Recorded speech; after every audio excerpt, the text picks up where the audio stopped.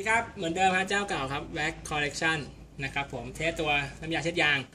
นะครับคลิปที่เท่าไหร่แล้วก็ไม่รู้จำไม่ได้น่าจะ7แล้วมั้งครับทีนี้ก็นะครับเหมือนเดิมครับฉีดสเปรย์นะครับน้ำยาลงไปที่ฟองน้ำนะผมแบ่งครึ่งแล้วกันเดี๋ยวแบ่งข้างนี้บ้าง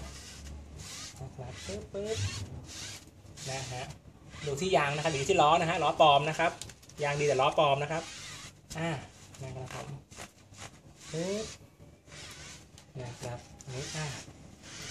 นะฮะนะครับผมตัวซิลิโคนนะฮะตัวนี้นะครับคุณสัมผัสก็จะไม่เงาฉ่ำแฉะเหมือนกับตามล้างคาแคร์ตามปั๊มนะครับผมตัวนี้เป็นตัวเข้มข้นเลยนะครับตัวนี้นะครับผมแม้แต่ในรูปก็ยังจะเป็นยี่ห้อเดียวกับ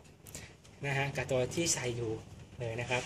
โอเคเดี๋ยวรอสักครู่นึงนะครับผมเอาน้ำมาลองไหลให้ดูอีกทีนึงนะครับ